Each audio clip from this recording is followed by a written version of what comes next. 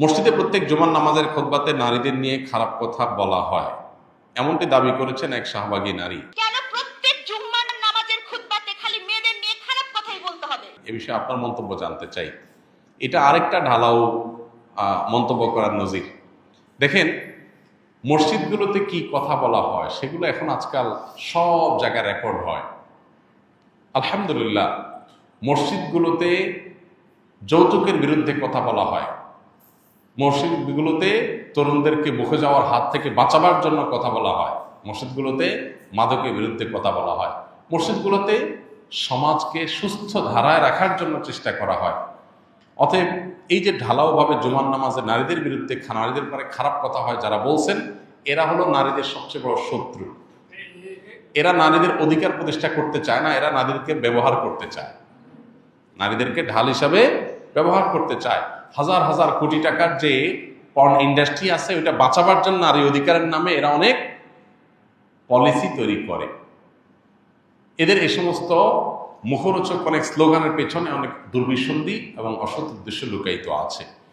আলহামদুলিল্লাহ, এদেশের মেম্বরগুলোর যে অবদান, আমি একটা কথা প্রায় বলি, আমাদের দেশ নানা কারণে অর্থনৈতিকভাবে আমরা পিছিয়ে আছি। এখনো পর্যন্ত এই দেশের যে আর্থসামাজিক অবস্থা, এখানে অপরাধ নিয়ন্ত্রণ যতটা আছে, যতটা নিয়ন্ত্রণ করা গেছে, এর জন্য আইন শৃঙ্খলা রক্ষাকারী বাহিনী, প্রচলিত আইন, শাসন, এগুলোর যেরকম অবদান আছে, এর পাশাপাশি একটা উল্লেখযোগ্য অবদান হলো এই জুমার মসজিদের মিম্বরগুলো। এগুলো থেকে সারাদিন মানুষকে নীতিবাক্য, নীতিনৈতিকতা চর্চার গুরুত্ব বোঝানো হয় দেখে অনেকখানি মানুষের মধ্যে অপরাধ প্রবণতা কম। এগুলো যদি না থাকতো, এগুলো যদি বন্ধ করে দেওয়া হতো, তাহলে দেখা যেত মানুষ লাগামহীন কোথায় গিয়ে হতে পারে। আপনি বলবেন, ভাই, পশ্চিমা পৃথিবীতে অমুসলিম প্রধান দেশগুলোতে মানুষ অনেক ডিসিপ্লিন মেনটেন করে, অনেক শৃঙ্খলা মেনটেন করে, তারা কিউ মেনটেন করে, খুব ভদ্র, কেউ আইন লঙ্ঘন করে না, তারা তো অনেক ভালো, তাদের ওখানে তো জুমার নামাজে খুতবা নাই, তাহলে তারা ভালো লোকের নেই। প্রথম কথা হলো, উন্নত দেশে মানুষের যখন অনেক টাকা পয়সা থাকে, চলার মতো সকল ব্যবস্থা থাকে, তার ছেঁচড়ামি, ছিচকে দুই নাম্বারি, ছোটখাটো প্রতারণা, এর আলঠেলা, ওর আপনার মেরে খাওয়া, এই মানসিকতাগুলো থাকে না। গরিব হলে, অসচ্ছল হলে এগুলো যতটা থাকে, এটা একটা বিষয়।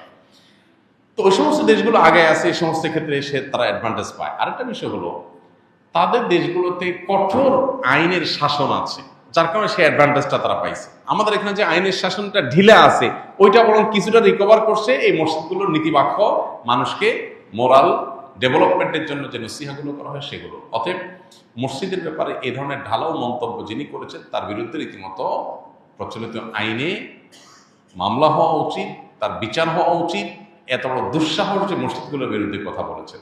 আমরা এই ভদ্র মহিলার ব্যাপারে দোয়া করি, আল্লাহ তাআলা তাকে হেদায়েত দান করুন, তিনি ইসলামের সত্যতাকে বোঝার মতো তৌফিক আল্লাহ তাআলা তাকে দান করুন।